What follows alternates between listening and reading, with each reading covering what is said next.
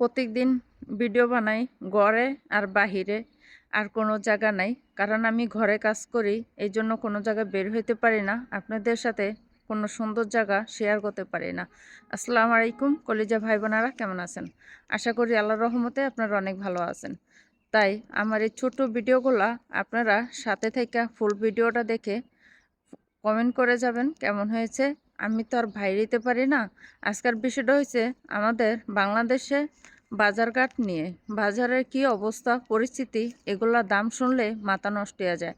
যারা দিন মজুর, যারা দিন মানে 300-400 টাকা পরিশ্রম করে উপার্জন করে, তাদের কি অবস্থা হয়। আমরা প্রবাসের মাটিতে থেকে 25-30 হাজার টাকা ইনকাম করেও আমরা পারতাছি না সংসার চালাইতে, হিমশিম খাইয়া যাই। ঘর ভাড়া দিয়া বাচ্চাদের পড়াশোনা করাইয়া খাবাইয়া মানে কোনো দিকে কুল পাইতেছে না।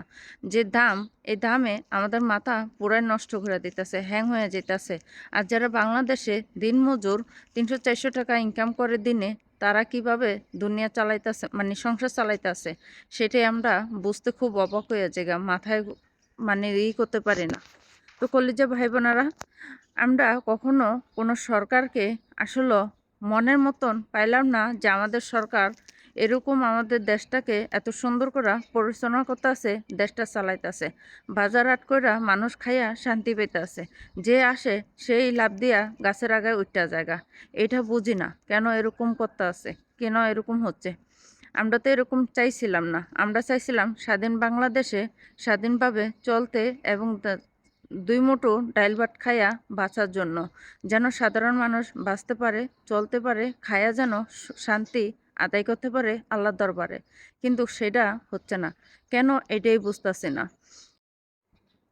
আমার কথায় যদি কোনো ভুল হয়ে থাকে অবশ্যই ক্ষমা দৃষ্টিকে দেখবেন সবাই। তো আমি যে কথাগুলো বলছি আসলে ভেবেচিন্তে আমার নিজে থেকে কথাগুলো বলছি। কথাগুলো কিন্তু একটা ভুল নয়, কথা বাস্তব।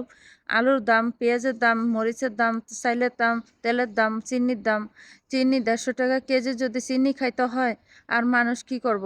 মানে এতটাই ইয়ার ভিতরে খারাপ লাগে যে আসলে এগুলো কি দাম না টাকা চাপা খাওয়ান, এটাই বুঝি না। 1000 টাকা নিয়ে বাজারে গেলে কোনো কিছুই পাওয়া যায় না। কি পাওয়া যায়? চাল, তেল, ডাল কিনলে আর কিছুই থাকে না।